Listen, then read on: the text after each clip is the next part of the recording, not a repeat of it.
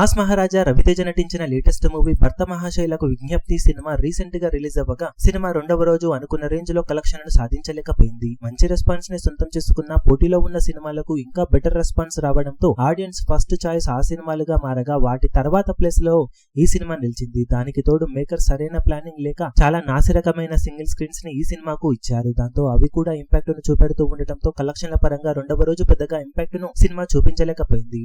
మొత్తం మీద తెలుగు రాష్ట్రాల్లో సినిమా కోటి రేంజ్ లోనే షేర్ ను సాధించింది.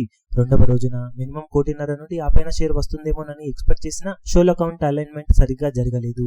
ఓవరాల్ గా సినిమా బాక్సాఫీస్ దగ్గర ఇప్పుడు 2 రోజులు పూర్తయిన తర్వాత తెలుగు రాష్ట్రాలలో 3.3 కోట్ల రేంజ్ లో షేర్ అందుకోగా కర్ణాటక, రెస్ట్ ఆఫ్ ఇండియా మొత్తం మీద కలుపుకొని 3 కోట్లకు పైగా షేర్ ను మార్కును ఇండియాలో సొంతం చేసుకుంది. ఓవర్సీస్ కలెక్షన్లతో కలుపుకొని సినిమా బాక్సాఫీస్ దగ్గర వరల్డ్ వైడ్ గా 4 కోట్లకు పైగా షేర్ ను మాత్రమే ఇప్పటి వరకు సాధించగలిగింది. వరల్డ్ వైడ్ గ్రాస్ ఆల్మోస్ట్ 7.5 కోట్లకు పైగా ఉండగా సినిమా అందుకోవాల్సిన వాల్యూ బ్రేక్ ఈవెన్ టార్గెట్ 20 కోట్ల రేంజ్ దాకా ఉండగా ఇప్పటి వరకు సాధించిన కలెక్షన్స్ కాకుండా ఇంకా 16 కోట్లకు పైగా షేర్ ను సినిమా సాధించాల్సిన అవసరం ఎంతైనా ఉంది. కానీ ఇప్పుడు కొంచెం సినిమాకు కలిసి వచ్చే అంశం ఏమిటంటే 2 రోజులతో పోల్చితే మూడవ రోజు అడ్వాన్స్ బుకింగ్స్ గ్రాస్ ఆల్రెడీ 80 లక్షల మార్కును దాటడంతో ఈ రోజు రెండవ రోజు కన్నా చాలా బెటర్ కలెక్షన్ సినిమా సాధించే ఛాన్సెస్ ఉన్నాయి.